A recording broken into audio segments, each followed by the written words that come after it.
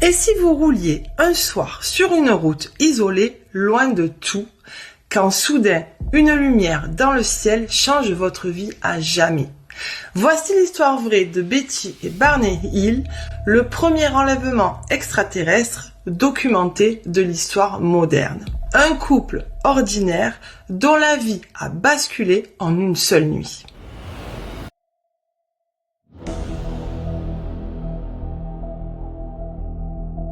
L'affaire Hill se déroule en 1961 au cœur de la guerre froide. Les États-Unis sont en tension permanente avec l'Union soviétique. La conquête spatiale bat son plein et les ovnis sont partout dans les esprits. C'est aussi l'ère des projets secrets du gouvernement américain. En 1952, l'US Air Force lance Project Blue Book, chargé de collecter et d'analyser les témoignages d'objets volants non identifiés. Dans ce climat paranoïaque et obsédé par l'espace, l'idée d'extraterrestres commence à s'implanter sérieusement dans l'imaginaire collectif. Betty et Barney Hill vivaient à Portsmouth, New Hampshire.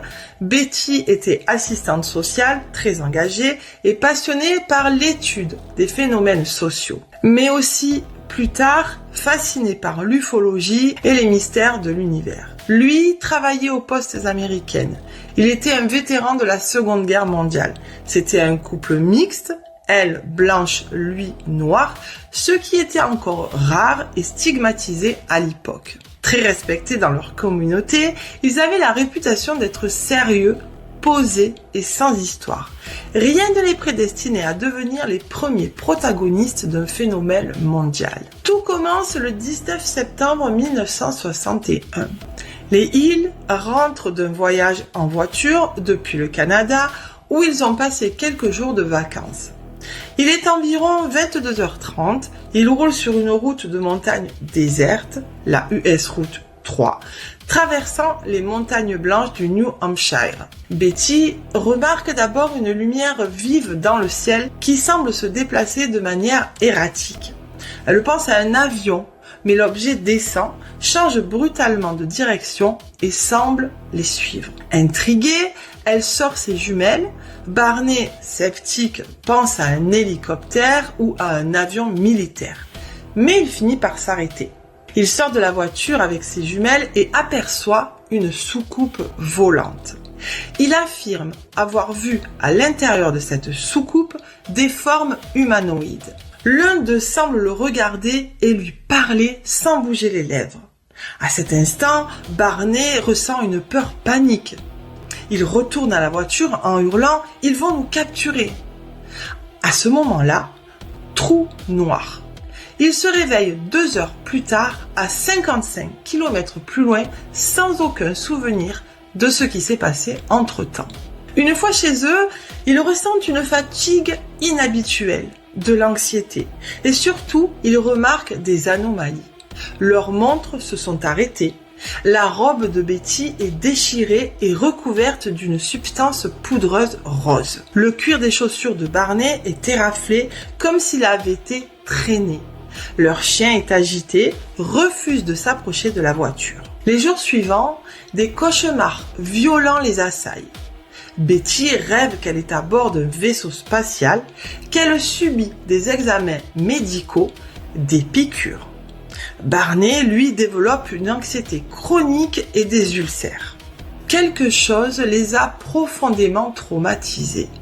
Mais quoi ? En 1964, il consulte le docteur Benjamin Simon, psychiatre spécialisé dans les traumas. Il leur propose une hypnose régressive pour débloquer leur mémoire. Sous hypnose, les Hill décrivent séparément, mais avec des détails identiques de ce qu'ils auraient vécu. Ils affirment avoir été enlevés à bord d'un vaisseau spatial. Des êtres humanoïdes à la peau grise, aux grands yeux noirs, les ont accueillis. Leur communication était télépathique. Ils subissent des examens médicaux, douloureux, mais non létaux. Analyse sanguine, échantillons de peau, prélèvement d'ovules et de sperme. Betty affirme qu'on lui a enfoncé une grosse aiguille dans le ventre. Lorsqu'elle demande pourquoi, l'un des êtres lui répondrait mentalement « c'est un test de grossesse ». Durant l'enlèvement, un leader montre à Betty une carte stellaire qu'elle prétend avoir mémorisée. Sous hypnose, elle la redessine. En 1969, une institutrice et astronome amateur, Marjorie Fish, tente de l'interpréter. Elle identifie les étoiles comme correspondant au système de Zeta Reticuli à 39 années-lumière de la Terre. Fait troublant, certaines des étoiles de cette carte n'étaient pas encore connues à l'époque. En 1965, la presse révèle l'affaire. En 1966, le livre de Interrupted Journey sort, écrit par John G. Fuller. Il devient un best-seller. En 1975, un téléfilm est diffusé à la télévision américaine de UFO Incident, relançant l'intérêt pour le cas. Betty Hill devient conférencière, donne des interviews pendant des années et elle n'a jamais changé sa version des faits. Barney, quant à lui, meurt en 1969, profondément marqué. Bien sûr, le cas Hill a ses détracteurs. Certains psychiatres évoquent une hallucination collective due au stress, d'autres parlent d'une influence de films de science-fiction ou d'un dérèglement du sommeil. Pourtant, les détails donnés sous hypnose, les éléments physiques comme la robe, les montres, les chaussures, les troubles post-traumatiques et la constance du récit sont difficiles à ignorer. De nombreux ufologues considèrent l'affaire Hill comme le point de départ sérieux de l'étude des abductions.